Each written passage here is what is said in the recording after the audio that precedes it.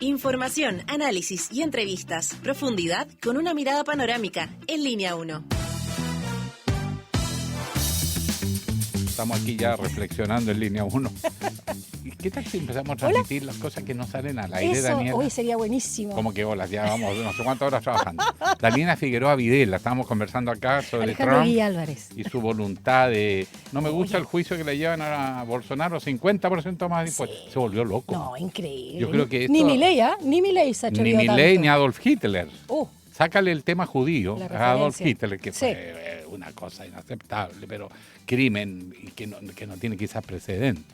Pero la arbitrariedad, la imposición de la fuerza del líder, no es el Partido Republicano, no es el gobierno, es él. Sí. Él decide que le soy el 50% de los aranceles de un país Una locura. porque él no le gustó que a su amigo que intentó un Sí. golpe de Estado le estén sometiendo a Lo juicio. están persiguiendo, pobrecito. Sí, ¿Te fijas? salió a su defensa. No, Capitán América. Yo creo que eso es lo que demuestra lo que ayer dijimos. Pero vamos a retomar el tema. Vamos a Línea ¿Dónde 1 estamos? Eso, en muy Radio bien. Usach. Por si usted pasó de largo, no, esto es Radio Usach, 94.5, Radio Universidad de Santiago, de Chile. También usted nos puede seguir por el canal 50.2 de la televisión digital abierta, diariousach.cl, Santiago TV 50.1, Zapping 173, Mundo 522 y tutti las redes sociales. Así es. Y deseándole buenos días a todos nuestros auditores y auditoras en este jueves, ya 10 de julio, Huamachuco. La batalla de Huamachuco que Exacto. puso término a la guerra del Pacífico Así cuando es, fueron profe. derrotadas las...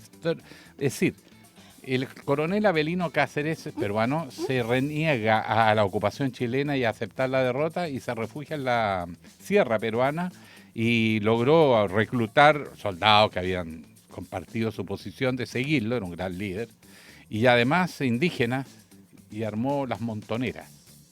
¿De ahí vienen los Y- montoneros? No. A lo mejor, algo así. Bueno, y Me gustan combatió, tus clases de historia. y alargó la guerra 2 años más. Y, o sea, fue complejo para Chile. ¿Y por qué ayer, en todo caso, el 9 se hizo el tema de la bandera, juramento de la bandera? Yo Claro. pensé que era hoy, 10 de julio. No, ayer fue el Sí, juramento po. de la bandera. Sí. Ya bueno, vamos a hablar de eso y mucho más. Ya voy a decirle que en Chile, preguntémosle a los parlamentarios cuánto han hecho el servicio militar.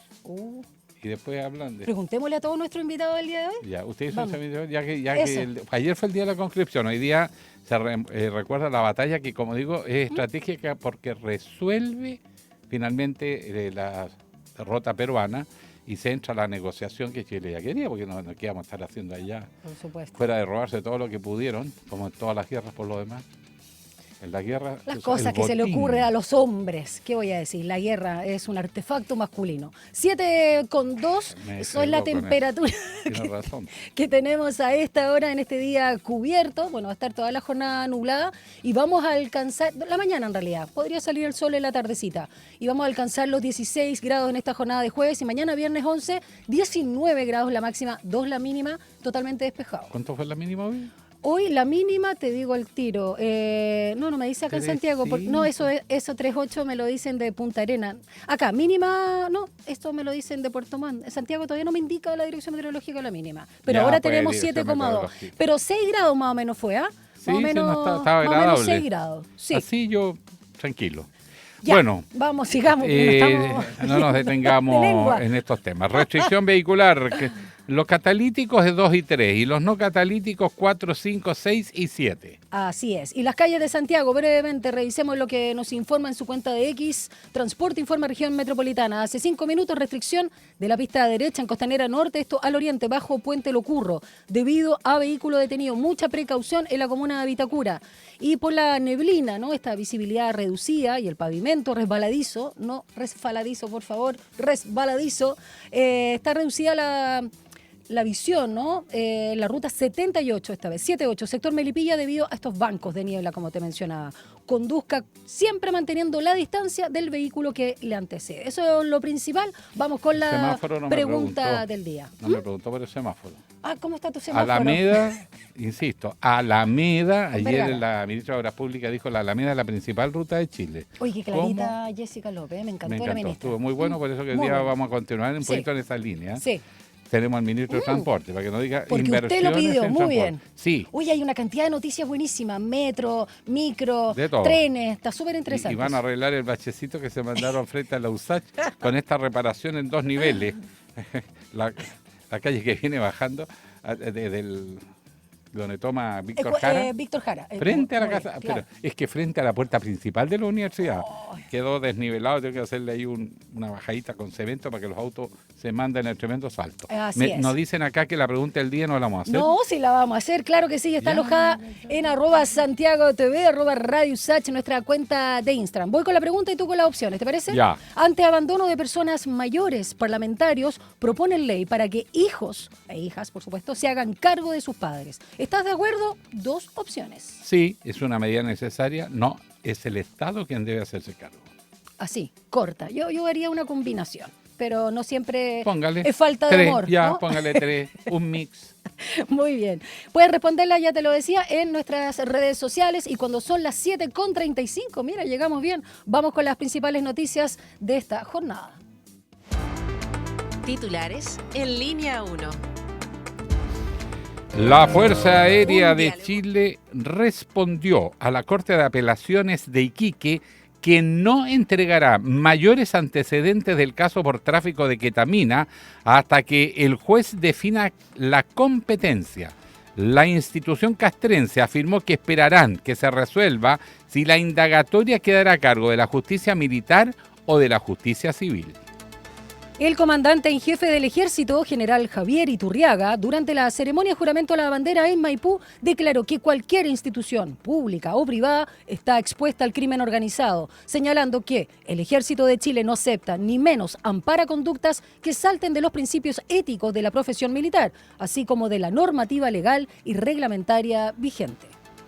El gobierno informó la salida del director nacional de Gendarmería, Sebastián Urra Palma, en medio de una polémica gestión por el traslado de su hermano, también funcionario de la institución, a otra región. Según la información, dicho traslado fue gestionado en solo 5 días, transgrediendo las normas de la institución y provocando un conflicto de interés. La sala de la Cámara de Diputadas y Diputados aprobó la idea de legislar sobre el proyecto que busca modificar la Ley de Responsabilidad Penal Adolescente. La iniciativa tiene como objetivo principal hacer más severas las sanciones para los infractores de ley que cometen delitos graves. El proyecto propone ampliar esta posibilidad permitiendo hasta 10 años de cárcel para los adolescentes menores de 16 años que hubiesen cometido delitos más graves o violentos. El presidente de Estados Unidos, Donald Trump, confirmó el arancel del 50% al cobre, el que entrará, dijo, en vigencia el 1 de agosto. El cobre es necesario para semiconductores, aeronaves, barcos, municiones, centros de datos, baterías de iones de litio, sistemas de radar, sistemas de defensa, antimisiles, incluso armas hipersónicas, de las cuales estamos construyendo muchas, dijo el mandatario republicano en su cuenta de red de Truth Social, exactamente. Y el presidente brasileño Alejandro Luis Ignacio Lula da Silva afirmó que Brasil no aceptará ser tutelado por nadie y avisó que responderá con contramedidas en caso de que se concrete el arancel del 50% anunciado por su homólogo estadounidense Donald Trump. 7:38. Un diálogo a fondo. Entrevistas en línea 1. Se complica todo nuestro país. Ahora la Fuerza Aérea dice que no va a entregar más antecedentes. Entregó 5 carillas donde no se entiende nada. Lo básico, claro. Entonces viene la pregunta, ¿esto es realmente lo que revela una cantidad de competencia formal? ¿O están asustados? Pues a lo mejor se abre la caja de Pandora y quieren retener la investigación, pero a esta altura ya eso es imposible. La verdad es que esto del crimen organizado y la penetración de la Fuerza Armada está causando escozor. A pesar que esto se sabía, pero nos gusta hacernos los tontos los chilenos, como que no es. Sí. ¿Te fijas? Y cuando se quiere poner el tema, no vamos frivolizando estas materias y se anuncian cosas vagas en el aire. La verdad es que estamos en problemas. Y de este tema vamos a conversar con el diputado del Frente Amplio, Jorge Brito, integrante de la Comisión de Defensa. ¿Cómo está, diputado Brito? Muy buenos días. Buenos días, diputado. Hola, muy buenos días, Alejandro, Daniela, saludos desde Valparaíso y gracias por el espacio. No, Vamos gracias a usted. A usted por la voluntad desde el puerto principal. Oiga, vamos a lo nuestro. Hay varios anuncios para el puerto, ¿eh? Después vamos a hablar con el ministro de Transporte. Ponga atención ahí, diputado Brito, porque va a salir cosas buenas. Ojalá. Ya, qué bueno. Sí, pues. Pero vamos por lo inmediato. La FACH dijo que no va a entregar nuevos antecedentes por el caso de narcotráfico Hasta que se resuelva la competencia, el expresidente no tiene atribuciones, ahí se produce un gallito que va más allá de lo formal. Sí, ¿Qué hay opina? una colisión de normas ahí, Sí. a mi parecer. Siempre entendemos que el presidente de la República, que la Constitución así lo define, es el número uno de la defensa, está arriba de los comandantes en jefe, si uno lo considera como una cadena de mando, pero también es cierto que en Chile opera la separación de poderes del Estado y que desde el año 90 somos los civiles los que hacemos las leyes, y la ley que fija la competencia de la justicia militar ha sido interpretada en un 99% de los casos como que este tipo de delitos tienen que tratarse en la justicia militar, cosa que yo no estoy de acuerdo, y es por eso que iniciamos hace ya 5 años un proyecto de ley que se aprobó transversalmente. Sí. Yo soy autor, pero logramos patrocinios de Mario Desbordes, de Guillermo Tellier, y con 99 votos a favor apareció ya en el Senado, durmiendo hace 3 años, y que ese viene a fijar claramente que los delitos comunes, como delitos sexuales, económicos, tributarios, o falsificación, fraude al fisco, o también narcotráfico, sean delitos que siempre sean analizados en competencia civil y no militar. Dicho Así eso, que le la hemos FACH, pedido apoyo al gobierno sí. para que ese proyecto pueda ver la luz. Dicho eso así, entonces tiene razón el comandante en jefe de la Fuerza Aérea que esto tiene que resolverlo el juez de garantías antes que el presidente de la República. Así es, y eso es distinto a lo que nosotros quisiéramos, pero yo llevo trabajando en temas de justicia militar hace más de una década. La ley se ha modificado, la última vez el 2016, y se dio esta discusión. Y en el debate de esa ley, yo no era diputado, pero seguí el debate, fue justamente decidido dejar dentro de competencia de justicia militar este tipo de delitos. Delitos cometidos por militares en servicio activo, en una instalación militar, dentro de sus tareas militares.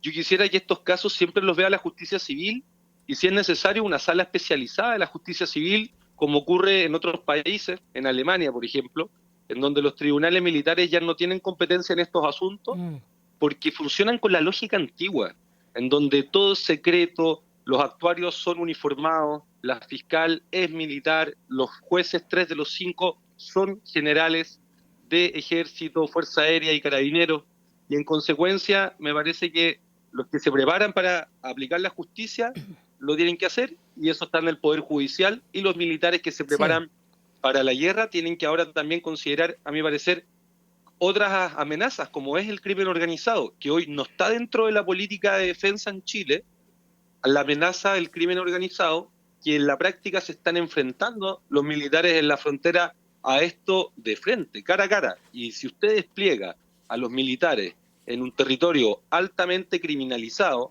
o con alta criminalidad, hay un riesgo enorme de que termine coaptándose esa fuerza militar por el crimen organizado. Así es. Eso lo reconocen los expertos de Chile y el mundo.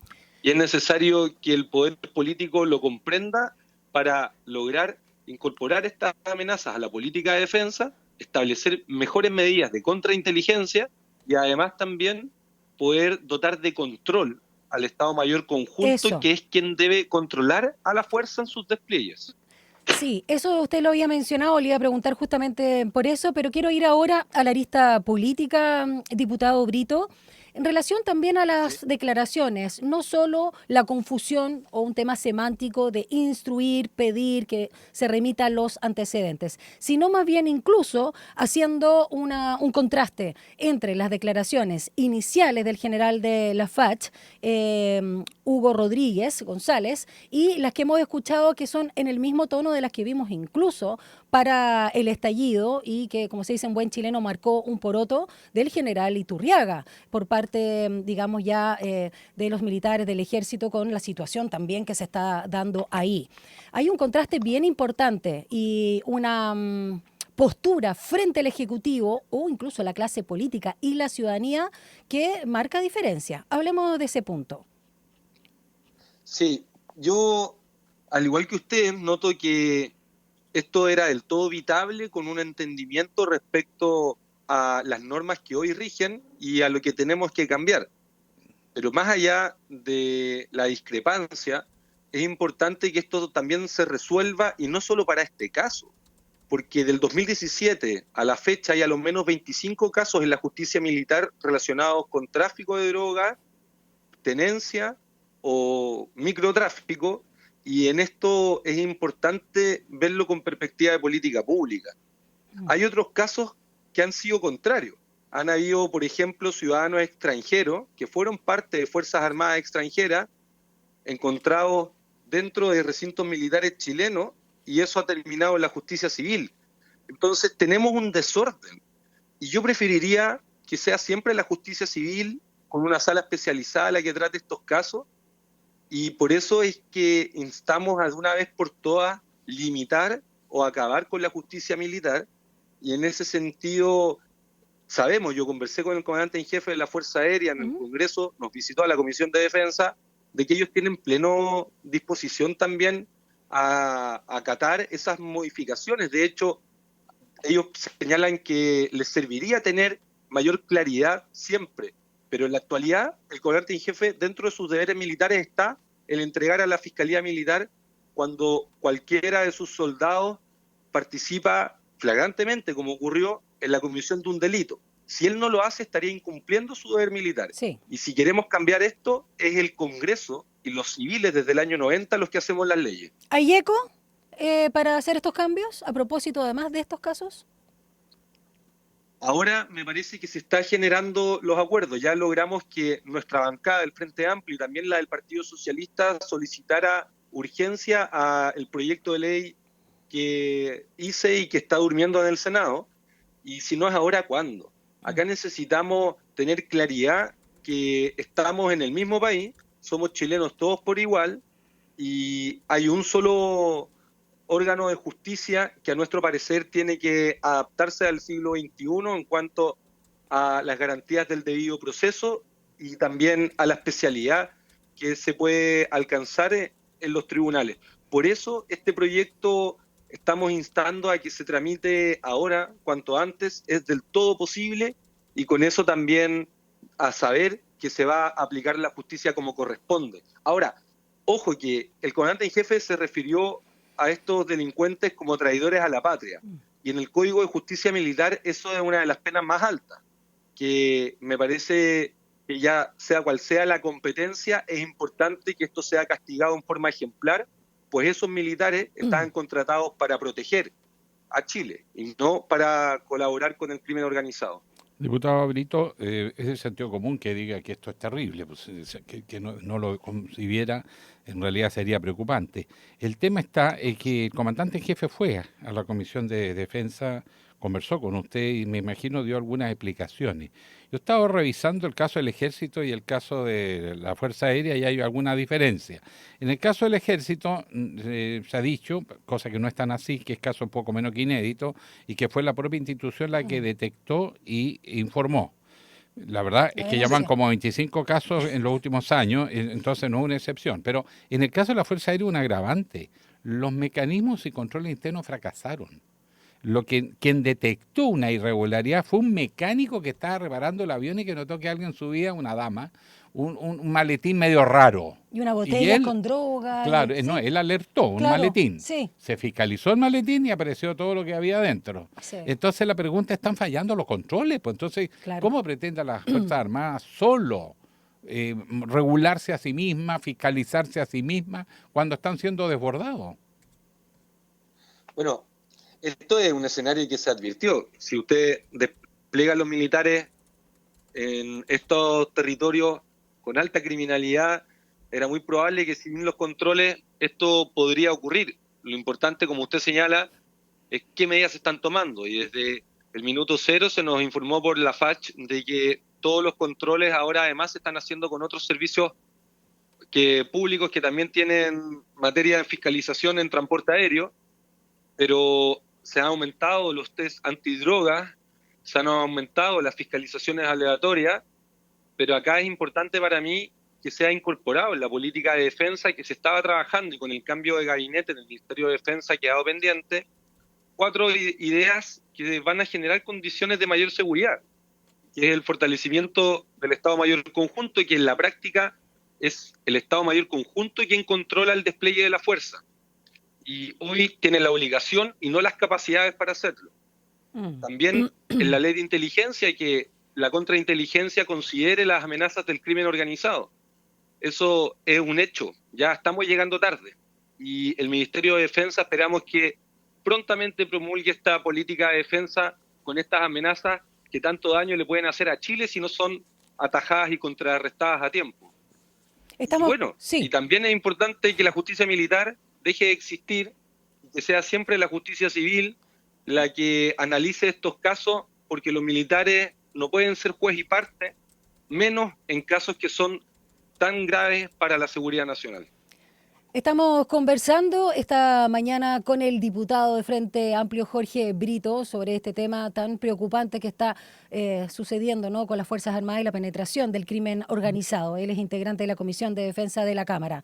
Lo quiero pasar ahora, aprovechar el poco tiempo que nos queda, diputado, al tema ya más político y sobre todo los análisis o quizás autocríticas que se han realizado al interior del Frente Amplio con su comité central, ¿no?, que se reunió, me parece que el día martes. ¿Cómo están viendo lo que fue el desastroso, hay que decir, los resultados que tuvo el candidato Gonzalo Vinter en estas primarias? Solo alcanzó el 9%. ¿Cómo están viendo esas autocríticas? Porque Constanza Martínez, presidenta de su partido, dijo que esta es una derrota electoral dura, no fue una derrota de carácter estratégico. ¿Concuerda con esa opinión o análisis? Sí, en cuanto a que habían dos objetivos nuestros en la primaria. El primero, el hacer la primaria como la única receta para construir unidad en el día a día y con eso, al minuto siguiente, cerradas las urnas de las primarias, conformar un único equipo para ganar la elección presidencial y además hacer un buen gobierno para Chile. Y creo que ese primer objetivo está bastante cumplido. El mérito de esto es en parte de los partidos que confiaron y colaboraron con la primaria. Recordar que en la derecha se sacaron los ojos porque no fueron capaces de ponerse de acuerdo en un entendimiento. Sí. Y lo segundo, lo que usted señala, el rendimiento particular de cada una de las candidaturas, en donde la nuestra fue evidentemente superada por las otras dos candidaturas de las exministras y especialmente la de Janet Jara, que creemos que sus atributos personales sobresalientes dieron un batatazo, un resultado que es indiscutible y que además motiva a mucho sentir popular a esta elección presidencial. Y eso considero que es la clave para poder enfrentar a quienes quieren destruir el país, el Estado, digo, sí, recortar los servicios públicos. Sin olvidar los logros de la candidata Janet Jara, ¿no, diputado? Sin desconocer también los logros reales, concretos, en relación a temas laborales, más allá de los atributos. Y es que en su historia de vida, Janet ha destacado por las tareas que ha asumido, que pueden ser tareas muy cotidianas o humildes, como también liderar el Ministerio del Trabajo, y yo fui testigo de su liderazgo. Y a pesar de la odiosidad del Congreso, ella nunca perdió su fuerza tranquila para sacar esto adelante, y las pensiones van a subir para 1,5 millones de pensionados en los próximos meses, en parte gracias también a su liderazgo y compromiso. Y es lo que nos motiva en esta etapa. Sin duda, nosotros tenemos que sacar lecciones aprendidas como partido. Hemos pedido mejorar los diseños y los despliegues y hoy vamos a tener un nuevo comité central para continuar con este proceso. Yo he participado en muchas instancias basales en la región de Valparaíso de militancia y si bien este es un repesón, también es importante no perder de vista que el poder es rotativo. Nosotros somos rotativos y lo importante son los logros y conquistas sociales. Y a mi parecer que un liderazgo como el de Janet Jara hoy esté con tanta unidad detrás, mirando desafiantemente la presidencial, es también algo que a nosotros nos motiva mucho, a darlo todo para que el 11 de marzo próximo sea la presidenta Jara la que conduzca los destinos del país.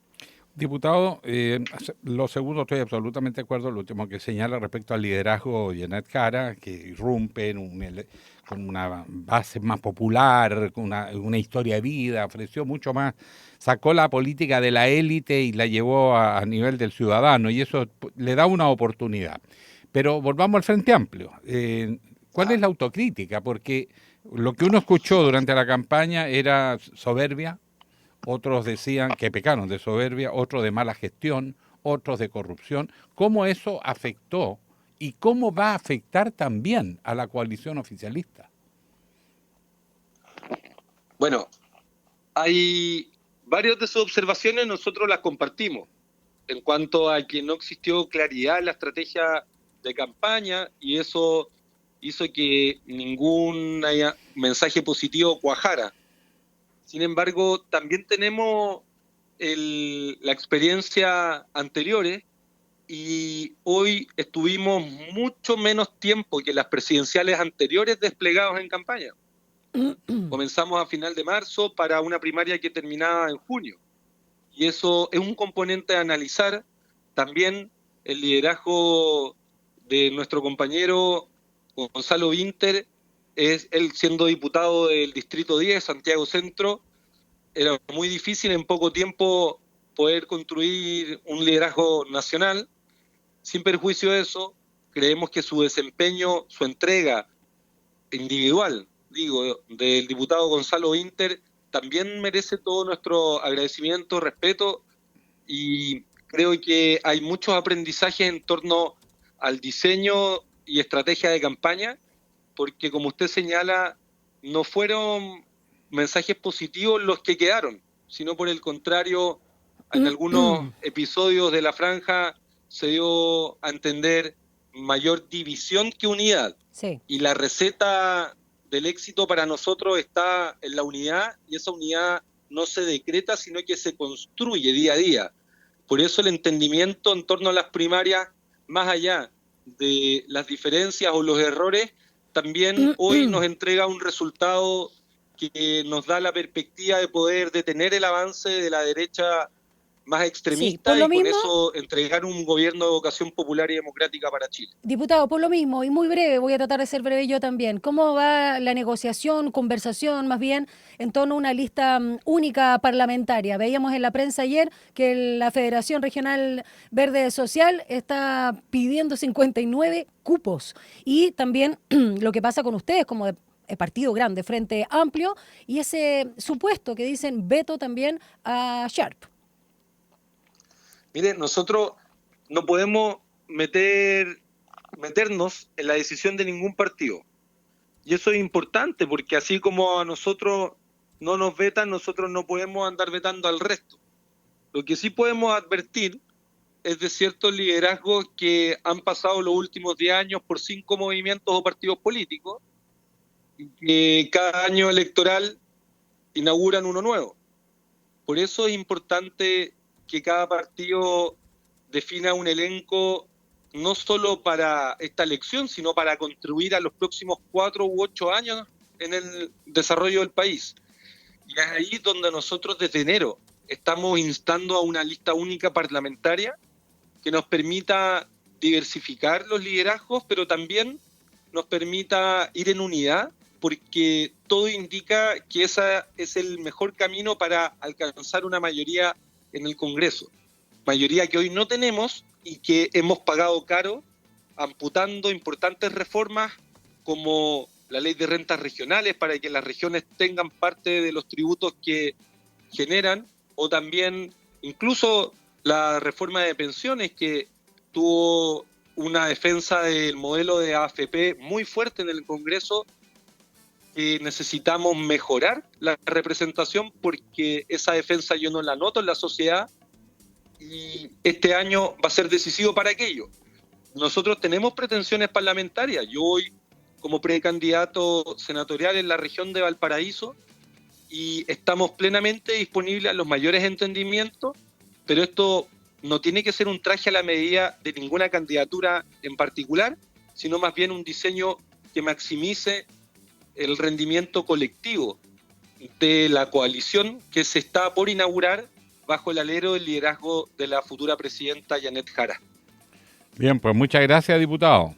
Gracias, diputado. Muchas gracias a ustedes. Un abrazo. Por acordarse de aquí de Valparaíso y bueno, disponible siempre para esta conversación. Buenísimo. Jorge Brito, del Frente Amplio, parlamentario, por supuesto, e integrante de la Comisión de Defensa de la Cámara. Un abrazo grande, que le vaya bien. Igual ustedes. Chau, chau. Chao. Chao. Oh, qué simpático decir chao. Chao, chao. 7:59, nosotros decimos chao, chao también a esta hora porque damos una pausa. Pues no confunda. No, y nos regresamos vamos. a la hora. Un momentico para estar en la un moda. momento, un cogollito, como dices tú. Sí. Y volvemos, 8 en punto.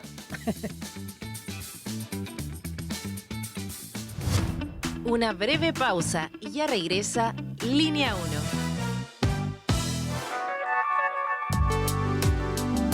Es la hora en Radio USACH. 8 de la mañana, en punto. ¿Sabías que en Santiago existe una red de parques urbanos administrados por Parquemed y que están pensados para ti? Disfruta de estos espacios llenos de vida, deporte, cultura y naturaleza que conectan barrios y familias. Te invitamos a recorrerlos, descubrir sus actividades gratuitas y hacerlos parte de tu vida diaria. Encuentra tu parque más cercano en www.parquemed.cl y en nuestras redes sociales @parquemedminbu. Gobierno de Chile. Chile avanza contigo. A Hora da Saudade.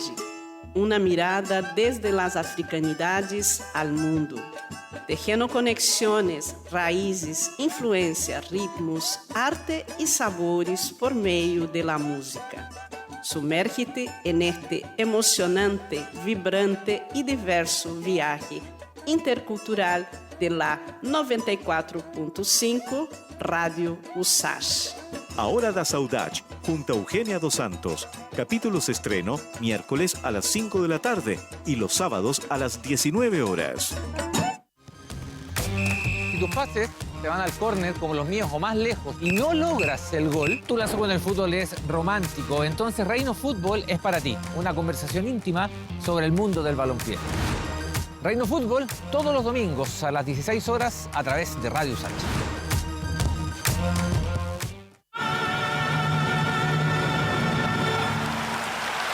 Oye, la embarró. Este loco nació con un talento innato. O sea, eso es un mito. Hay gente que quizás como este loco tiene una predisposición para ciertas cosas, pero en realidad el arte se basa en el estudio, en la práctica y no sé, horas y horas de ensayo, de formación, de aprender teoría, de equivocarse. A él le gusta All You Need Is Love. Las influencias culturales. De lunes a viernes, 11 de la mañana, por Radio USACH y Santiago Televisión. Estuvo bueno, eso sí, pero no es magia, güey. Al final la música es el resultado de la interacción social.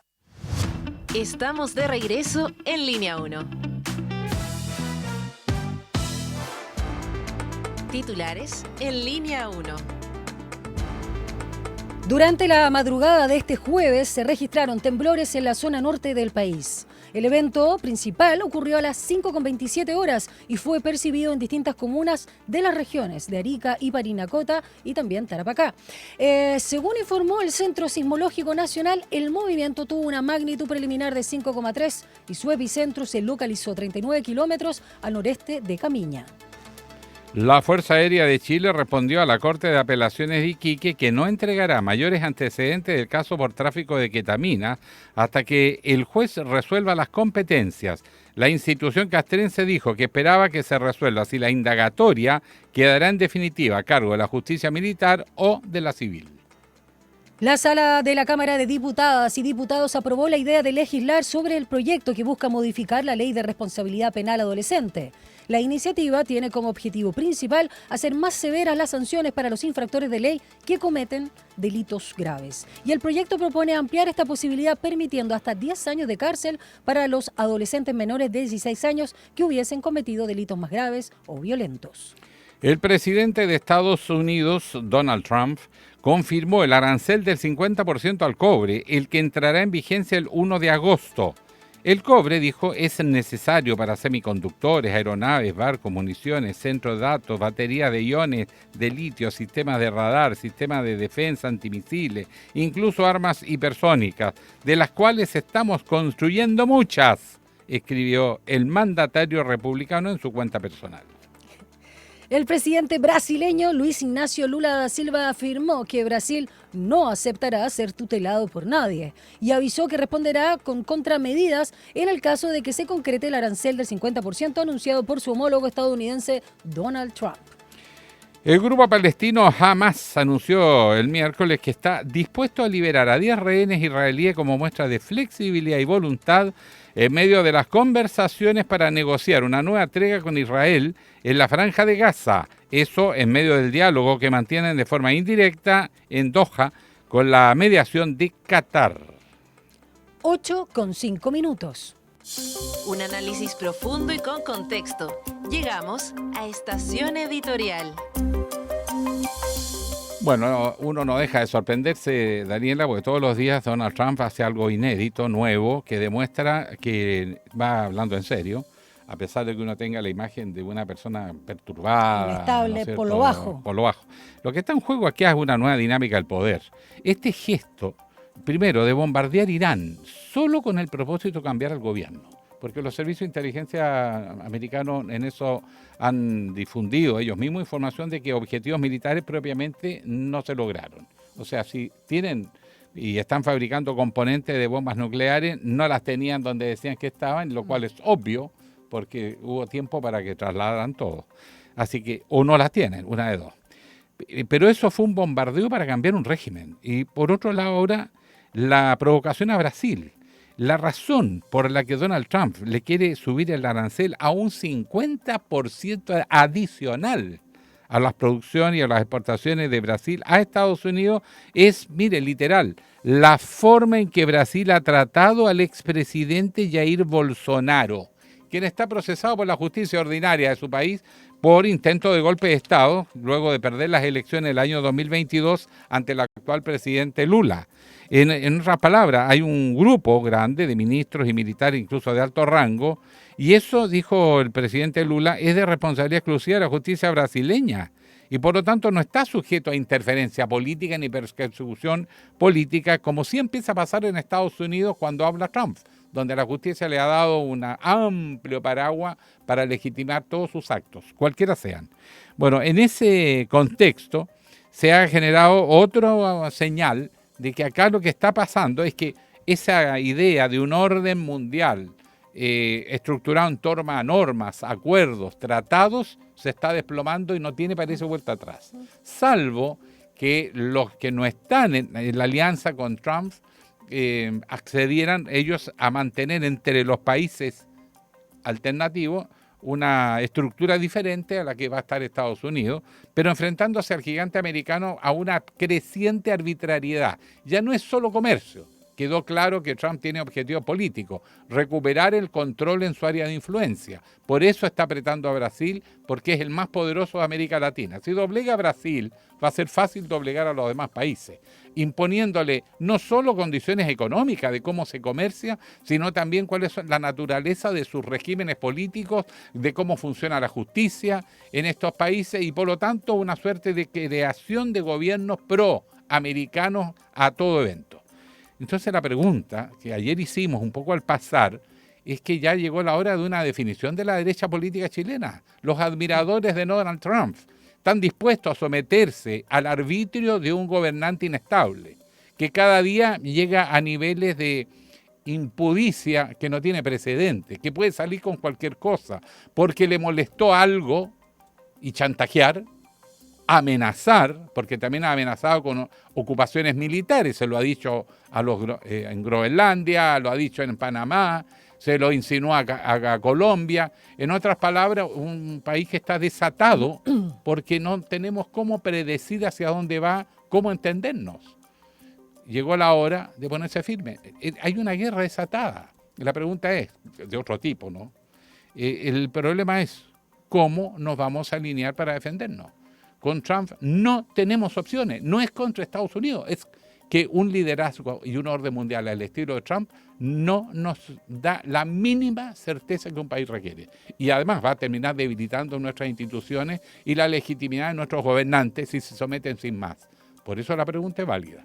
Se va a definir la derecha frente a este tema, que sí es relevante para los intereses de Chile, con el mismo entusiasmo con que le exige a otro pronunciar sobre Cuba, que hoy día no tiene ninguna injerencia ni influencia en América Latina ni en ninguna parte.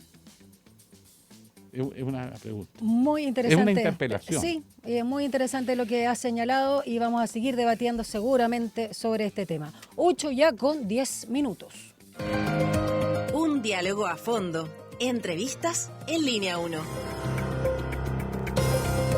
Una nueva flota de buses eléctricos para el sistema Red Movilidad de la región metropolitana. Una histórica licitación para transformar el transporte público en el Gran Valparaíso y un aumento en las validaciones de pasajes durante el primer semestre de 2025 forman parte de los avances impulsados por el Ministerio de Transportes y Telecomunicaciones. Y para hablar de esto y más, porque hay novedades bien interesantes, vamos a conversar con el titular de esta cartera, ¿no? El ministro de Transportes y Telecomunicaciones, Juan Carlos Muñoz. Muy buenos días, ¿cómo está, ministro? Bienvenido a Línea 1.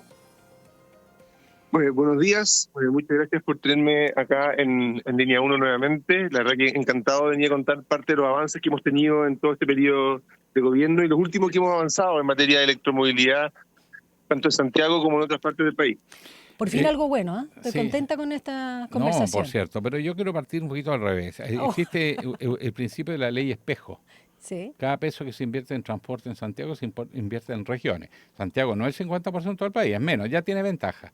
Pero esa famosa ley espejo significa que así como creamos metro en Santiago y buses eléctricos, queremos metro en regiones, por supuesto, buses en regiones, que sea equivalente. Y se está produciendo un desfase, ministro, enorme entre la infraestructura en transporte en Santiago con el resto de las regiones. Y en caso de Valparaíso vas a ir a ver para ver que eso es un caos. ¿Qué se va a invertir? ¿Cuánto se está dispuesto a poner en el sistema de reforma del transporte en la región de Valparaíso? Donde la gente quiere metro, quiere buses, quiere taxi y que funcione, porque tomar un vehículo para llegar a La Calera o llegar a Quilpué, créame, es una empresa difícil, a la hora del taco sobre todo. Pensemos por las regiones. Bueno, efectivamente es un tema importantísimo, Alejandro, es un ámbito en el cual hemos estado preocupados. Y por eso lo primero que hicimos fue cambiar el marco regulatorio y de financiamiento que tiene el transporte público en regiones. Cuando uno mira lo que era antes de este gobierno, lo que teníamos era que los recursos que iban a regiones estaba prohibido por ley utilizarlo en costos de operación. Es decir, tú no podías salir a hacer lo que hacemos en Santiago, que es que el usuario pone una cierta cantidad de recursos, el Estado pone otra cantidad de recursos y con eso tenemos un sistema mucho mejor que lo que podríamos financiar solo con las tarifas. Eso estaba prohibido por ley de hacerlo en regiones y eso lo cambiamos. Y peor aún, la ley permitía que los gobiernos regionales pudiesen tomar los recursos que recibían y poder designarlos a cualquier actividad de interés regional. Y uno terminaba con que las plata de espejos terminaban destinadas a cosas como multicancha. Y lo que hicimos fue cerrar esa válvula y hoy día exigir que todos los recursos que se vayan gastando en transporte público efectivamente se usen en transporte público. Y también fortalecimos los recursos que llegan a regiones que administra el propio ministerio. Y así como hemos ido avanzando ciudad a ciudad con mejores sistemas de transporte público, y cuando digo eso me refiero no solamente a la licitación de buses que podemos conversar de Valparaíso, de 600 buses nuevos que van a llegar, sino también cosas como la barcaza. El que las barcazas sean de mejor calidad, que haya mejor frecuencia. Y lo que yo he visto, por ejemplo, en los últimos veranos es que hemos tenido mucho menos eventos de largas colas esperando por servicios. Los mismos servicios rurales, servicios de zona aislada, es parte de lo que hacemos desde el Ministerio en esta materia. Hay metro para Valparaíso, extensión a La Calera, que es una demanda muy fuerte allá en la quinta región. La extensión del metro, bueno, hoy día nosotros tenemos el metro de Valparaíso que va desde Valparaíso hasta Limache, ¿verdad? Pasando por Viña del Mar, Quilpué, Villa Alemana. Y lo que estamos haciendo en este momento es primero que nada comprándole trenes nuevos. Trenes que deberían llegar, creemos, aproximadamente a principios del próximo año. Además, se está instalando una estación que es muy importante en Quilpué, que se llama la Estación Valencia, y se está efectivamente trabajando, está todavía no una decisión tomada, pero está estudiando la extensión efectivamente a esta calera de la red, que también es algo importante en materia de conectividad ferroviaria para esa zona. Ministro Muñoz, ¿por qué señaló, para terminar con este tema de Valparaíso, cerrar la conversación hoy, de esta histórica licitación? Usted ha dicho que no es una licitación más. Me gustó su frase, pero profundicémosla. Es un cambio de paradigma. O sea, hoy día lo que tenemos en el Gran Valparaíso y es que vamos a llevar adelante dos licitaciones. Ya.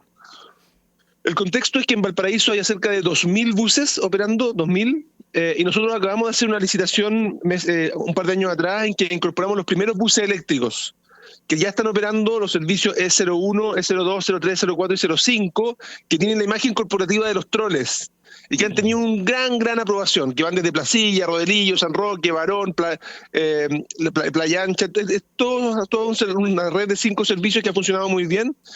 Y sobre eso lo que hemos dicho es renovemos los 2.000 buses hacia la electromovilidad en forma gradual. Y lo que vamos... ¿Perdón? Sí, lo escuchamos, ministro Muñoz. Siga nomás.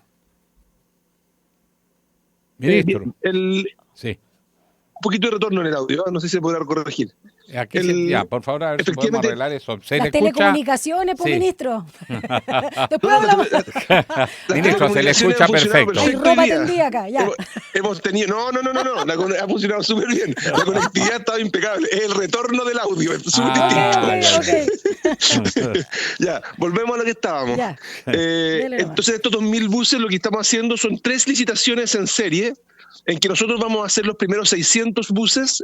Es un concurso que ya está abierto y se están vendiendo las bases para que las personas interesadas en ofrecer los servicios las puedan comprar. Esperamos recibir ofertas a principios de diciembre para dejar esto adjudicado. De esos, el 40% de esos buses van a ser eléctricos y van a cubrir las 5 comunas, ¿no es cierto? Valparaíso, Viña, Concón, Quilpué, Villa Alemana, con buses del mismo nivel de las que tenemos en Santiago y que estamos poniendo en otras ciudades del país, como las de Coquimbo, las de Antofagasta o las de Puerto Montt. Vamos avanzando en esa línea. Y en paralelo también, y esperamos que los próximos gobiernos vayan haciendo los otros 2/3 del sistema para poder llegar a una ciudad que tenga una renovación completa. Esto es muy importante y va acompañado además de más regulación a las empresas para que ofrezcan realmente las frecuencias y los horarios que se necesitan. Y en paralelo hay una segunda licitación que vamos a entrar con la base de licitación estos días a Contraloría, para renovar el sistema de recaudo electrónico, es decir, la forma como se paga el bus, no en los 600 buses, en los 2.000 de todo Valparaíso.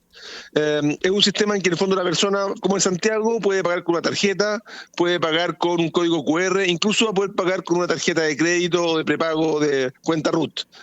Creemos que es muy importante para poder ir modernizando el sistema, para darle más seguridad y sacar el efectivo de los buses. Y esto también va en paralelo con la aplicación Red Regional, que hoy día permite a la gente saber cuánto tiempo falta para que llegue el bus al paradero.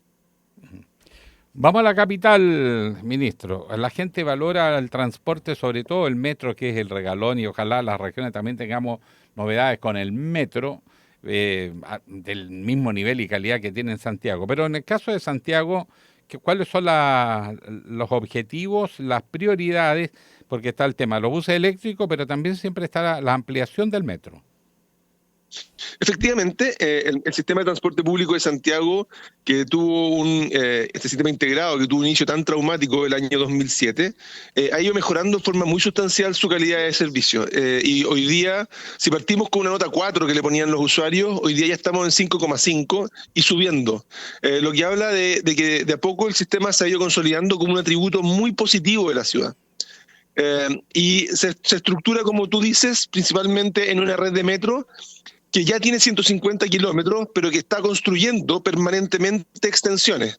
Hoy día, por ejemplo, estamos construyendo 27 kilómetros entre Renca, ¿verdad?, y Vitacura, Las Condes, la zona Estoril, la línea 7, que debiéramos inaugurar en un par de años más, son 2-3 años más. Además, se está extendiendo la línea 6, que la línea 7 va a ser muy importante, entre paréntesis, porque es una línea que va a tener estaciones muy separadas, va a ser paralela a la línea 1 y nos va a permitir recuperar la línea 1 en términos de nivel de servicio, porque hay mucha gente que va a empezar a usar la línea 7 en vez de la 1.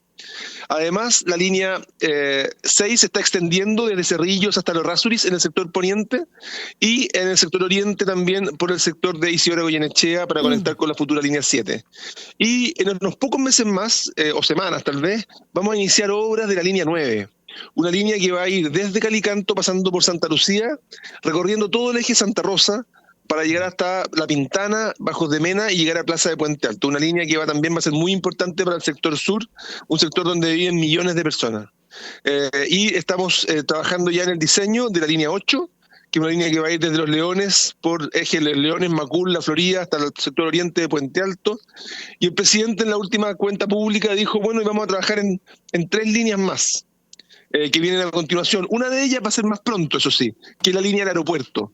Una conexión que va a ir desde el sector de una estación de la línea 7 en el sector poniente y va a permitir conectar en 7 minutos con una línea que le hemos llamado línea A, porque se va a pagar distinto, para conectar con el aeropuerto en 7 minutos. Yo creo que va a ser una muy buena noticia y que al mismo tiempo se va a poder financiar con las tarifas. No va a requerir de un subsidio operacional ni para la construcción, sino que va a ser a través de una suerte de concesión con alguna empresa que lo tenga que llevar adelante. Y además planteó otras 2 líneas que tienen que ver con la extensión de la línea 4A hacia el poniente, pasando desde la Cisterna hacia Los Espejos, Cerrillos, Maipú, terminando en Del Sol. Esa le vamos a llamar la línea 10.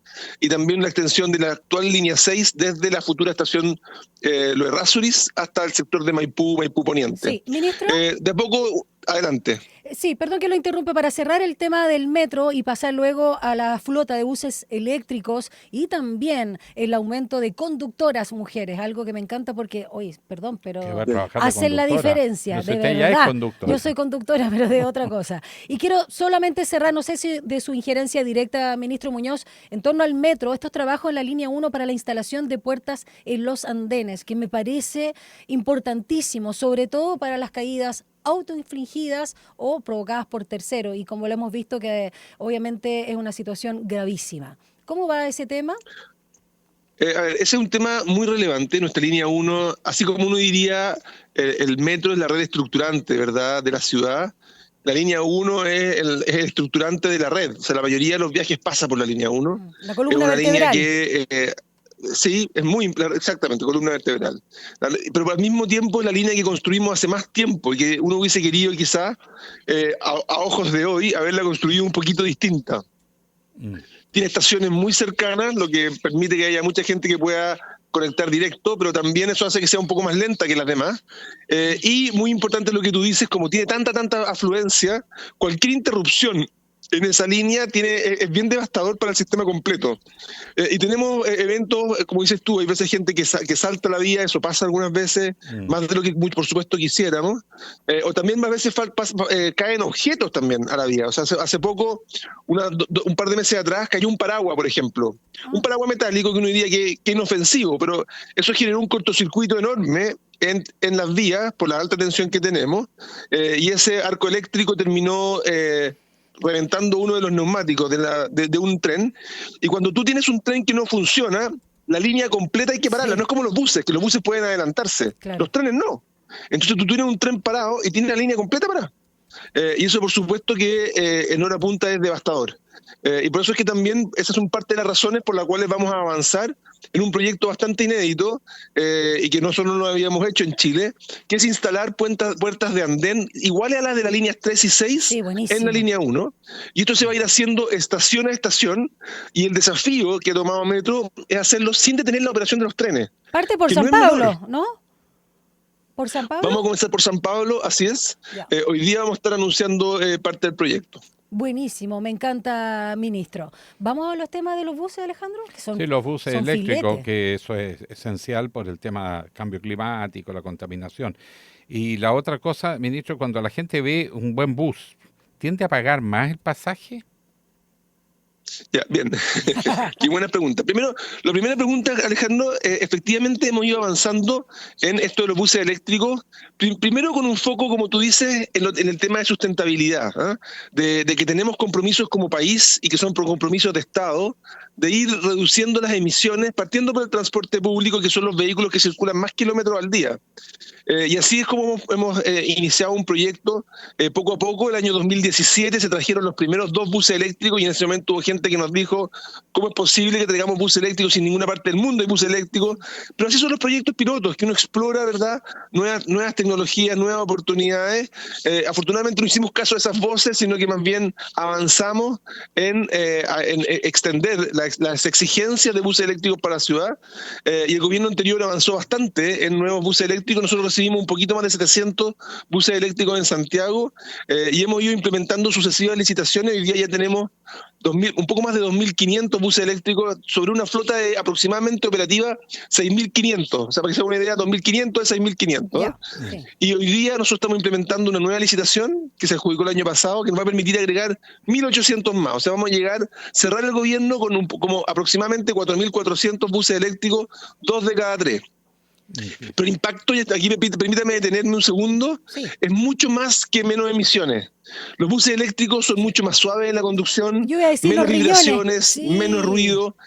Es para el vecindario es una tremenda noticia, porque hay mucho menos ruido por parte del transporte, pero además vienen con aire acondicionado, con wifi, con cargadores USB, con piso plano para que las personas con movilidad reducida puedan acceder, y también le hemos puesto cámaras de seguridad que son muy importantes para poder identificar y detectar cualquier ilícito que pueda ocurrir al interior de los buses y poder entregar antecedentes, y al mismo tiempo asistir a los conductores respecto a lo que pasa alrededor del bus en materia de peatones, ciclistas, de modo de evitar un incidente, ¿verdad? Entonces, aquí, y esta es una red que está extendiéndose. Esta semana anunciamos el servicio J22 a Lo Aguirre y en Pudahuel, que ciertamente es muy bienvenido por comunidades que históricamente han querido tener transporte público, nunca lo han logrado, y esta integración entre buses eléctricos y metro pone a Santiago como una ciudad ícono en materia de transporte público, que genera una gran admiración de cómo Santiago ha logrado llegar a donde las otras ciudades no han llegado. Esta es la ciudad del mundo, y permítame decirlo así, la ciudad del mundo con más buses eléctricos fuera de China. Ni una europea, ni una india, ni una norteamericana, japonesa, ni Ciudad de México, Sao Paulo, Buenos Aires, Santiago de Chile.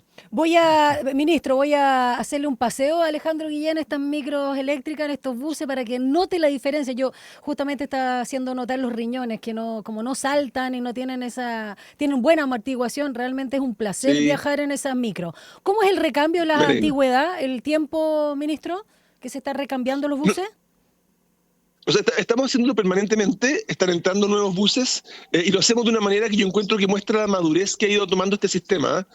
Uno se acuerda de las micros amarillas, por ejemplo, con los terminales de tierra, con asociaciones de conductores que probablemente no tenían una muy buen nivel de servicio, ni mucho menos una buena comunicación con su comunidad.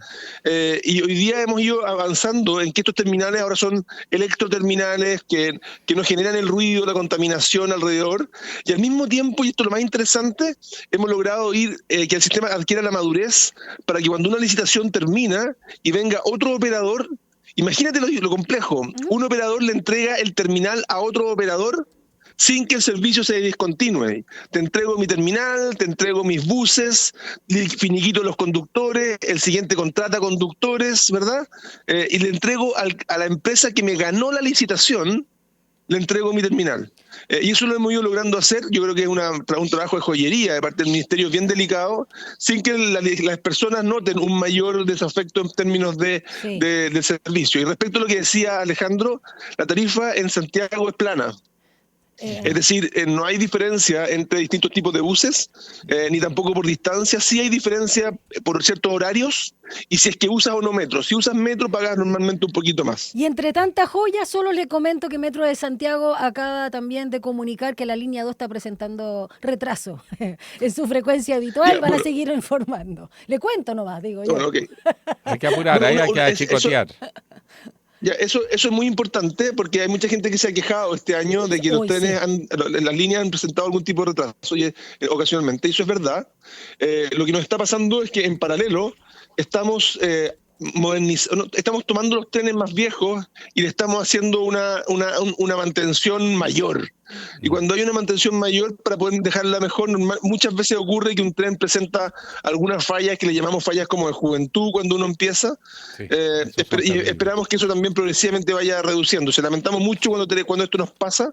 Una cosa positiva que tenemos hoy día en Santiago es que ya tenemos una red, no tenemos un conjunto de líneas, tenemos una red. Y cuando hay una línea que presenta problemas, las personas tienen muchas veces alternativas para poder llegar a su destino dentro de la red de metro. La última pregunta, ministro Juan Carlos Muñoz, ministro de Transportes y Telecomunicaciones. ¿La gente se motiva a pagar ahora más? ¿Mejora porque hay que financiar el sistema? Bueno, en toda la maravilla que yo le cuento, el tema más terrible, encuentro yo, es justamente ese. El que tenemos una evasión tarifaria en los buses que yo considero que es una vergüenza. Y es es algo que se instaló y que nosotros estamos trabajando decididamente para desinstalarlo. No es sencillo cuando uno piensa que existe hoy. Cuando llegamos, la primera medición que tenemos de un 43,5%, 44% de evasión, ha ido bajando. Nuestras últimas mediciones desde 37,5 son 8 puntos, de 45 a 37, esa es la baja. Y son 8 puntos, pero todavía hay mucha gente que todavía no paga. Cuando uno hace el cálculo, es más de 1 millón de variaciones que no se están pagando en los buses. Y hemos trabajado en distintos ámbitos. Estamos trabajando, por una parte, en aumentar los mecanismos de pago, en mayor fiscalización, en multas a los operadores si es que mantienen las puertas abiertas cuando los pasajeros dejan de bajar. Estamos avanzando también incluso en incentivos como poner validadores en la puerta trasera. Y recientemente hoy día estamos principalmente en 2 cosas: en una nueva ley que va a fortalecer las sanciones, pero también en un piloto biométrico que tengo mucha expectativa. Y que cuando una persona ingresa al bus y pueda marcar, por ejemplo, su tarjeta nacional estudiantil, a través de reconocimiento facial uno puede detectar si la persona es efectivamente el niño de primero medio o es otra persona que puede ser su papá, se prestan su tío. las tarjetas, pues sí sabemos ya. Por eso, entonces ese fraude a mí me parece un escándalo, porque se hace un mal uso de un beneficio que a los estudiantes les costó y a los adultos mayores les costó mucho conseguir. Y por lo tanto hacer un mal uso me parece que es realmente traicionar el espíritu con el cual se entregó el beneficio. Absolutamente, me encanta esa modernidad también bien aplicada, y gracias por todas las buenas noticias, ministro Juan Carlos Muñoz, titular de Transporte y Telecomunicaciones. Luego vamos a hablar en profundidad de las conductoras mujeres, ¿le parece? Sí, con calma y buena letra. La última consulta, son 11% ministro. ya. Sí, son 11% y en los nuevos contratos estamos exigiendo 18%. Es una súper buena noticia del sistema, efectivamente. Uy, Alejandro tiene una duda del semáforo, una ¿no? duda, no, que semáforo acá en la Alameda, ministro, ahí frente a Vergara. Todas las mañanas, hay ministro. un semáforo malo en la Alameda, como la principal articulación del país, es la principal carretera de Chile. Como un mes. Y llega como un mes el semáforo malo. Pero ese ya es con Vergara. Con Vergara. Si usted lo arregla, ministro, le levantamos un monumento aquí en la USACH. Eso. Y la pregunta, ¿qué decían por ahí que escuché cantar el gallo, no me acuerdo dónde? Que iba a haber una tarifa gratuita por la ruta 68. No escuché eso. Con un nuevo concesionario. Eso yo no lo he escuchado. Lo que sí escuché es que el Ministerio de Obras Públicas anunció la licitación ya y de ampliación de la capacidad de la ruta 68, que va a ser bien importante para todos los que tenemos que viajar al Congreso tan frecuentemente, ¿verdad? Sobre todo en la intersección ahí entre la Costanera Norte y la 68, donde se produce un taco permanentemente. O sea, era fake news. Era él que tiene que hacer Algarrobo. Yo ya estaba sacando la cuenta. Muchas gracias, ministro Muñoz. Ahora sí, un abrazo grande, que le vaya muy bien. Chao, muchas gracias, Carlos. Gracias, ministro. Oye, pura buena noticia y muchos avances desde la cartera de Transporte y Telecomunicaciones. Pero siempre hay un pero. Pero para eso estamos nosotros. Ley Espejo, dijo, es una gran cosa que la empiezan a abordar, porque fue un gol de media cancha que nos pasaron a los parlamentarios de regiones. Pues nosotros dijimos, por cada peso que se invierte en Santiago, porque aquí tenemos un metro que es un lujo. Es un lujo. Pero en regiones es una vergüenza. Para el mismo Valparaíso todavía se paga así el pasaje. El boleto. Sí. O sea, y no está estructurado nada, el metro se quedó corto. Sí. Bueno, pero hay que mejorar el transporte en regiones. Entonces de repente nos dijeron, no, hicimos una modificación, dijo el ministro de Hacienda de la época, porque no es transporte a transporte, 50 y 50. No, puede ser usado en otras inversiones. Con lo cual, dejaban de pasarnos plata por esos otros conceptos. Por ejemplo, cuando metían plata, qué sé yo, en campos deportivos, por la ley de deporte nos llegaba menos plata para invertir en regiones, porque, si ya lo están financiando con la ley Espejo. Entonces, al final, la ley Espejo financiaba todo. En las regiones siempre nos tratan así. Ya vamos a hablar de ese tema, porque tú siempre lo mencionas, es muy importante, pero vamos a ver qué se está haciendo o no en el Congreso. 8:33, 34 ya. Vamos a una pausa y regresamos con más contenidos bien interesantes acá en Línea 1, una entrevista que tiene relación con nuestra pregunta del día. Una breve pausa y ya regresa Línea 1. Todos los días a las 12 en punto te invitamos a hacer un recorrido por los sonidos más profundos de nuestro país. El Alma Nacional. La trova, el canto de raíz, folclore y fusión que unen generaciones. Y cada viernes con música en vivo en las sesiones de El Alma. El Alma Nacional. Justo al mediodía, un encuentro diario con la música chilena por la 94.5 FM Radio Usach y en el 50.2 de la televisión digital abierta.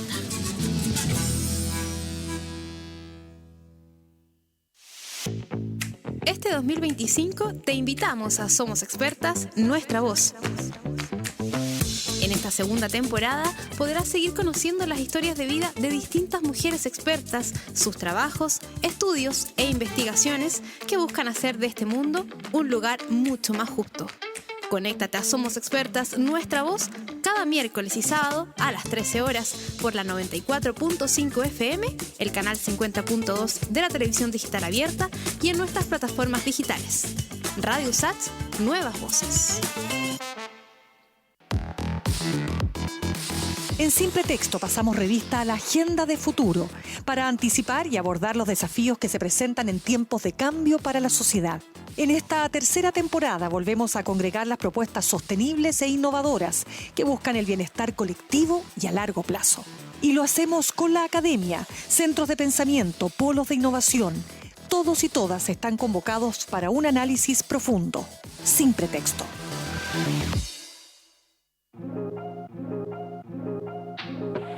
Sé parte de nuestra franja cultural en Artes y Oficios los lunes y viernes a las 17 horas.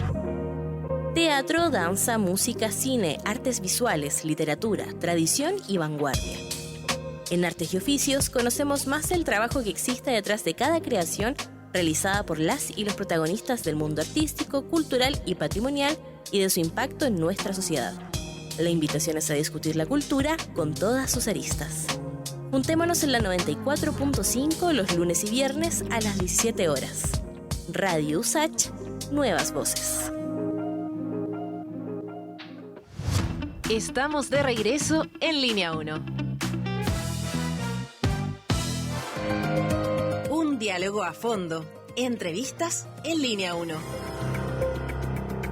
Sí, un poquitito de política nunca está de más porque además pasan cosas que son importantes. Y políticas públicas. De hecho, hay política pública, un proyecto de ley que en realidad por rebote afecta a la misma persona. Es Papito Corazón, usted lo conoce. Claro. Papás que no se hacen cargo los hijos. Exacto. No se hacen cargo los hijos, pero ahora van a tener que hacerse cargo los hijos, pero además de los padres.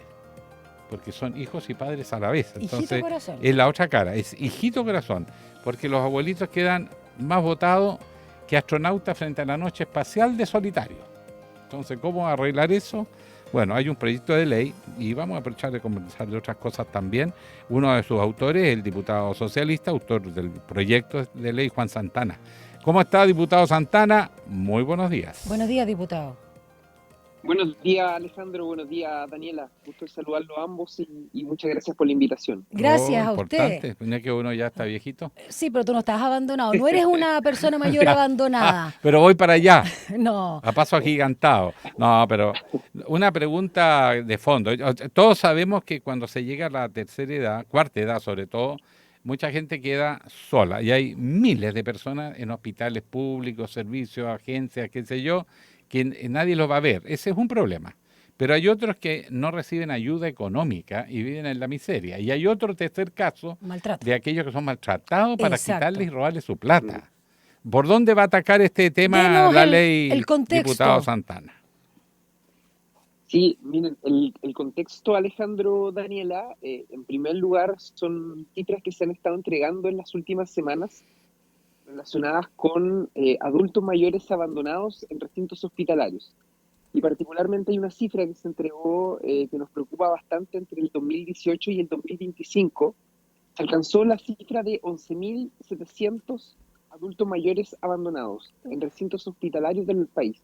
Impresionante. De los cuales el 32%, Alejandro, Daniela, se encuentran en riesgo de desnutrición, según cifras entregadas por el Instituto de Nutrición y Tecnología de Alimentos de la Universidad de Chile.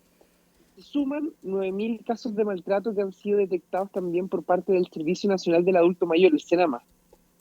Y dentro de ese contexto, y a razón, digamos, también de que hoy día el 16% de nuestra población, lo que es cercano a los 3 millones de personas, son personas mayores, y esa cifra se proyecta para el año 2050 aproximadamente un 32%, es decir, se va a duplicar, un país que se está envejeciendo, y además, lamentablemente, presenta las cifras que yo recién les señalaba en términos de abandono y en términos de desnutrición y de denuncias también.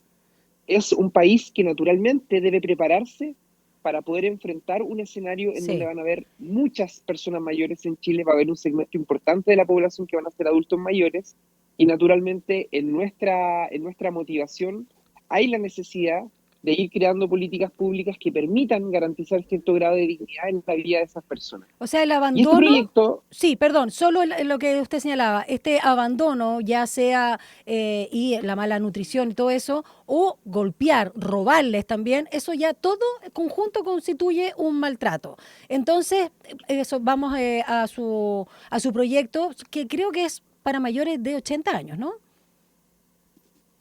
es un proyecto que detecta varias cosas. Ya. Quería quizás señalar las tres que a mi juicio son las más importantes. En primer lugar, hoy día no existe un procedimiento judicial especial para poder abordar este tipo de situaciones dentro de los tribunales de familia. Es decir, para proteger los derechos de las personas mayores y de la cuarta edad.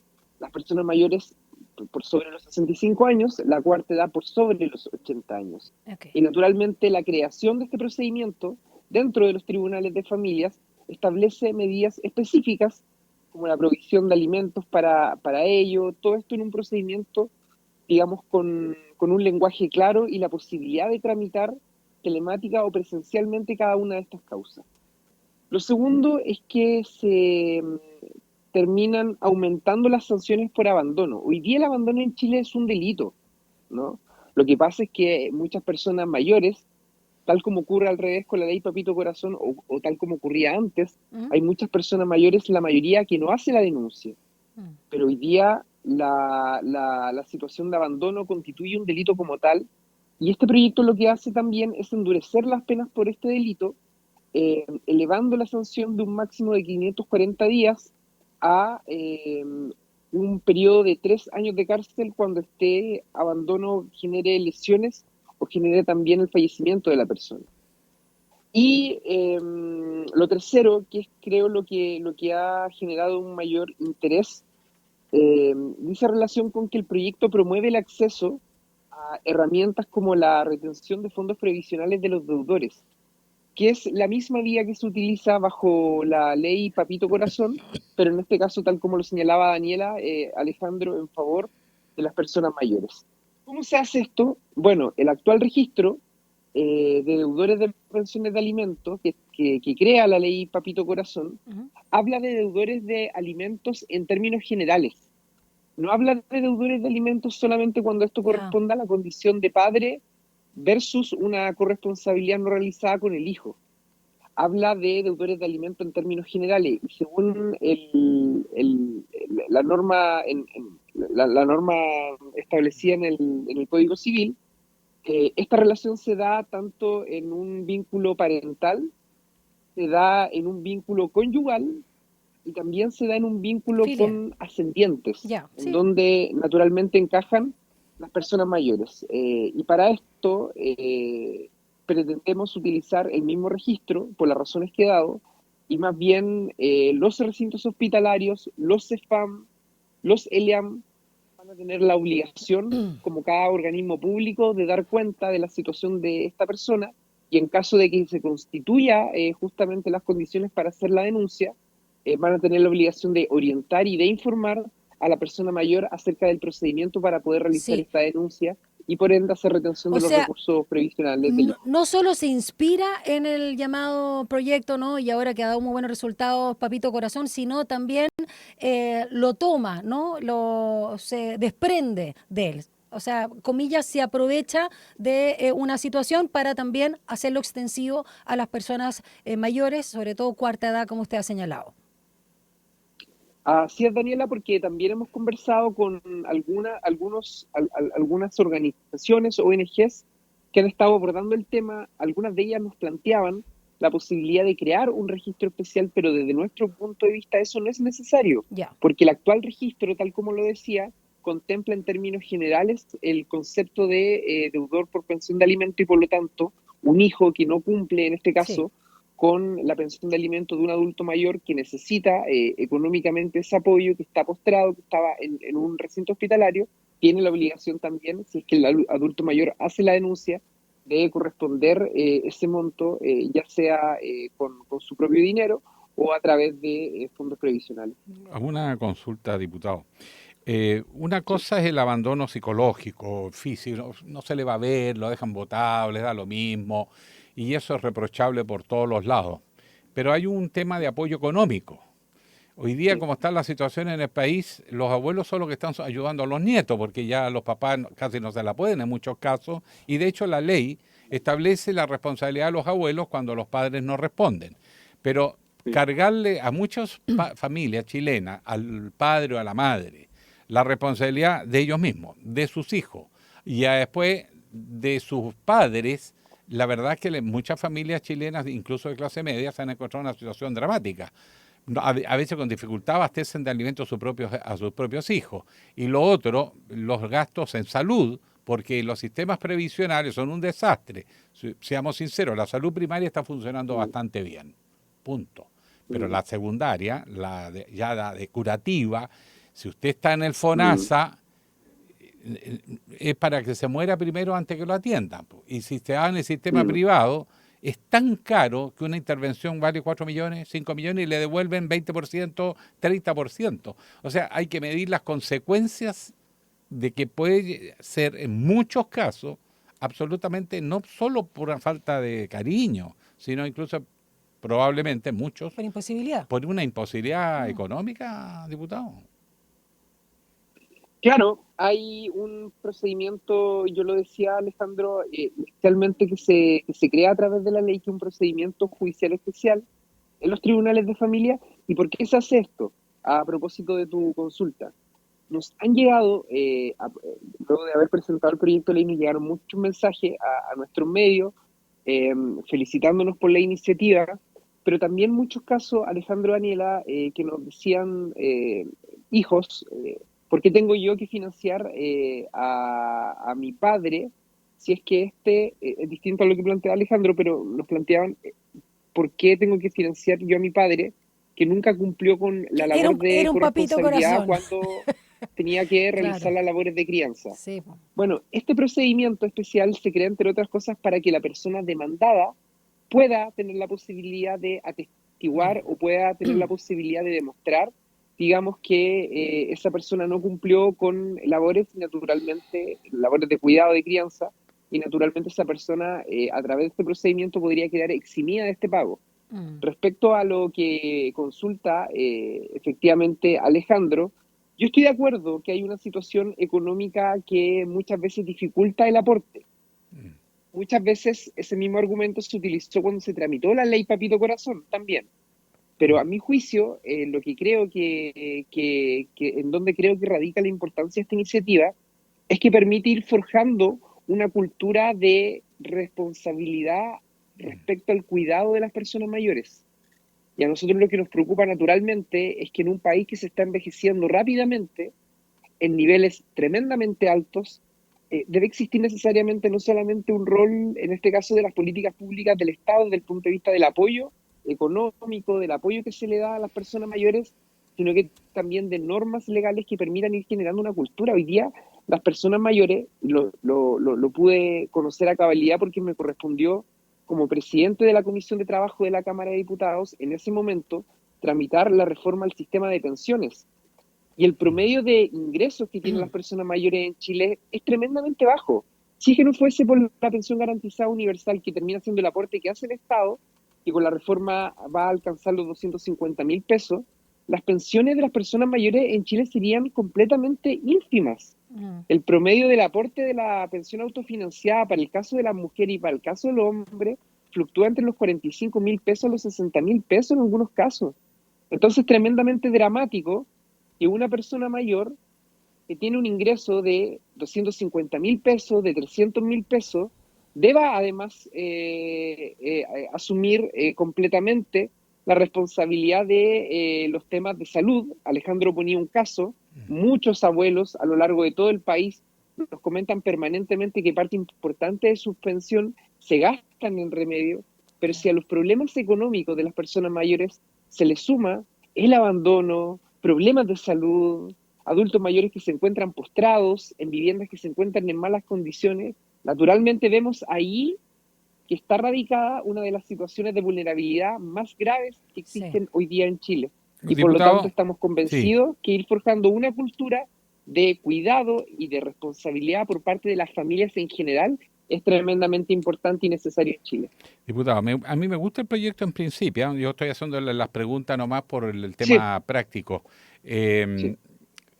Un problema en las personas de tercera edad no es solo las familias más pobres, entre comillas, las más pobres de las pobres, la clase media, estoy hablando de clase media, que profesionales universitarios trabajaron toda su vida, tenían un buen plan de salud, lo pagaron, con todo esto que le llaman ahora, ¿cómo se llama? Estos agregados que se hace por el caso de desastres o enfermedades. ¿Seguro de gravamen? No, un seguro adicional, enfermedades catastróficas, pero además por seguros complementarios. Ya. Pero resulta que cuando llegan a los 70 años y llegan a hacerse una consulta feliz diciendo, no, yo estoy protegido, le dicen, no, si usted eso no vale, era hasta los 69. O sea, cuando lo necesitan, claro, 69, todavía ya no tiene vigencia. O sea, fue una estafa, pagó toda su vida y cuando lo fue a pedir, le sale la ISAPRE con que eso ya no existe y nunca siquiera se le informó y la persona llega sacando los cálculos, con esto me devuelven tanto y al final la ISAPRE le devuelve 20%. ¿Cómo paga una persona de clase media, una persona mayor, un tratamiento que puede demorar o costar 10 millones de pesos? Le estoy dando un ejemplo concreto que acabo de conocer. Sí.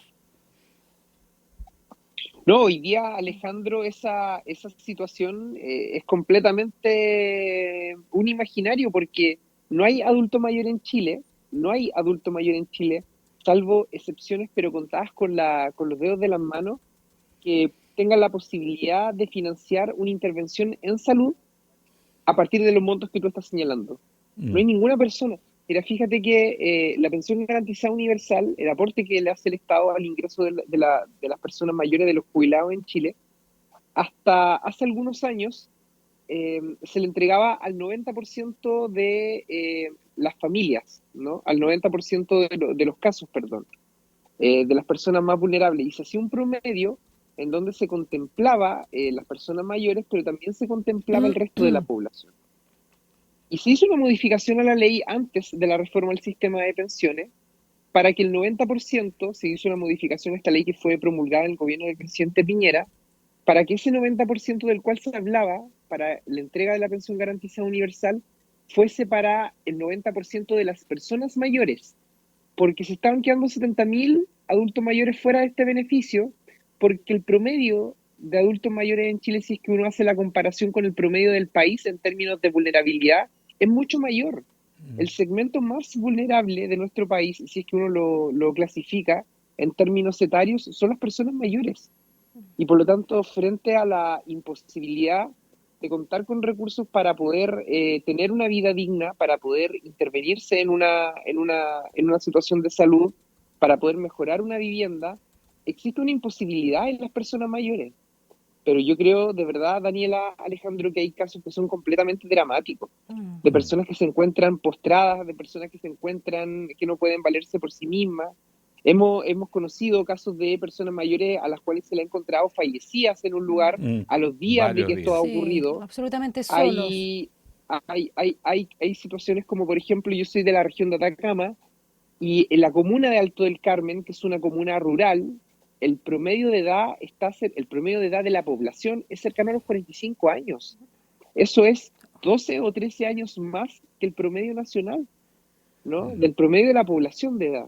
Y eso se genera, entre otras cosas, porque hay un foco en comunas rurales también de que se genera un fenómeno en donde las personas mayores finalmente empiezan a valerse por sí mismas porque la gente más joven empieza a emigrar de esas ciudades en búsqueda de otras actividades productivas.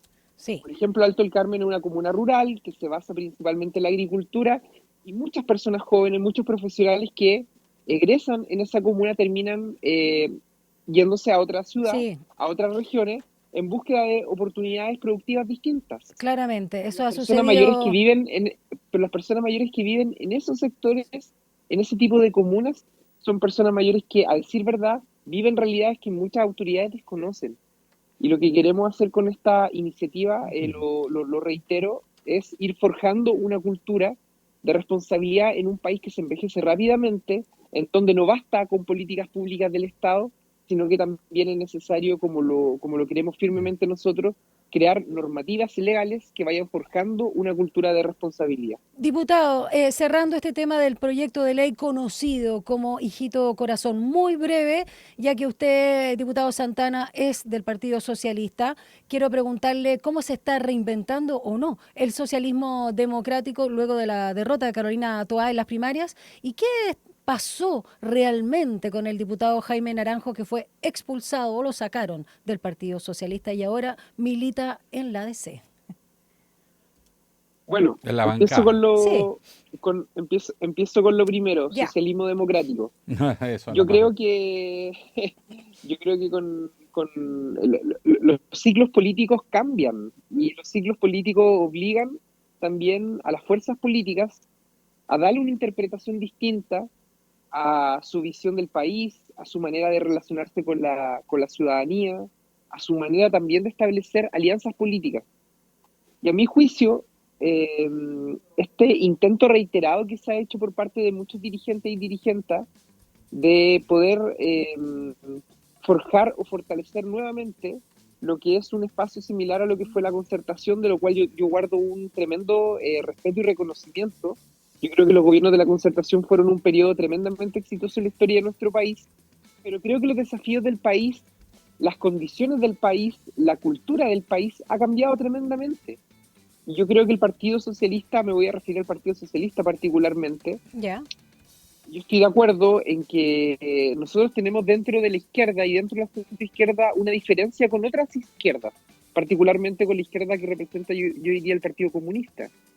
Pero socialismo democrático, a mi juicio, es un principio, es una visión de mundo que debe ser un poquito más amplio y debe ser un poquito distinto a lo que nosotros hemos entendido como la concertación. Fíjese que yo, la verdad, Daniela, Alejandro, con nuestros colegas del Frente Amplio, en términos de votación, en términos de posturas dentro del Congreso Nacional, no veo ninguna diferencia en relación a un sinnúmero de temas. Más allá de la interpretación que tenemos de la historia reciente y particularmente de lo que fue el periodo de la transición. Pero respecto al Chile de hoy, yo no veo una diferencia muy grande entre el Frente Amplio y el Partido Socialista o el PPD. Somos partidos que tenemos una visión distinta, por lo tanto, cuando se habla de socialismo democrático, a mi juicio se habla de una visión dentro de la izquierda de ver la sociedad. Sí, habrá que ver si el Frente Amplio opina lo mismo en relación al Partido Socialista o el PPD, que han sido tan críticos de la llamada exconcertación. Nos tenemos que despedir. Muchísimas gracias por explicarnos bien. ¿Y el diputado Naranjo qué pasó? Está dando jugo. Sí. ¿Qué pasa? Ya, a ver. El diputado Naranjo, el diputado Naranjo, de quien yo tengo un aprecio, tomó una decisión legítima de renunciar al Partido Socialista y tiene una aspiración legítima de competir en la elección senatorial de la 7ª región. Pero lamentablemente esas aspiraciones son contradictorias con la entonces lo renunciaron, con la aspiración que tiene el Partido Socialista expresada en la candidatura de nuestra presidenta. Eso significó su salida del comité con las comisiones que le correspondían por ser parte de nuestra bancada y se incorporó en la bancada de la democracia cristiana. Sí, estaba muy contento que lo hayan acogido. Bueno, muchas gracias, diputado. Eso fue lo que ocurrió. Muchas gracias, Daniela, Alejandro. Gracias, Juan Santana. Otro con ese jugo. Sí. Juan Santana, diputado socialista y autor del proyecto de ley conocido comúnmente como Hijito Corazón. Muchas gracias, que le vaya muy bien y ya que jueves, feliz fin de semana. Muy rápido, vamos con las actividades para esta jornada. Hoy al mediodía, Janet Jara sostiene una reunión de trabajo con los presidentes y secretarios generales de los partidos del oficialismo. ¿Qué pasa a la misma hora, pero en Puerto Montt? Se realiza el bautizo del primer remolcador 100% eléctrico en Chile y el primero de su tipo en Latinoamérica. Llegó la moneda. Ya, muy bien. Y lo dijo en línea 1 el ministro Muñoz, y hoy a las 13:30, en el marco del proyecto de modernización de las estaciones convencionales, el presidente del Metro, Guillermo Muñoz, junto al ministro de Transporte, Juan Carlos Muñoz, y la alcaldesa subrogante de Los Prados, Leslie Vergara, entrega detalles del inicio de las obras preliminares para la instalación de las puertas de andén, que son estas de seguridad en línea 1. Van a partir ahí por San Pablo. A propósito de la pregunta, eso, vamos. Hijito corazón, ¿tiene que hacerse los hijos cargo de los padres cuando llegan a terceras edades, cuartas edades, están discapacitados, etcétera? Y la pregunta era, sí, un 28% dice que no está de acuerdo, porque es el Estado el que debe hacerse cargo, y un 72% manifestó que sí, que es una medida necesaria. Yo voy por miti, pero me parece muy bien el proyecto. Ojalá que tenga eco. Nos despedimos, son las 9 en punto con 7 grados a esta hora en la capital, esperando 16. Ya viene el Enlace USACH con Rodrigo Alcaíno. Y nos fuimos. Gracias.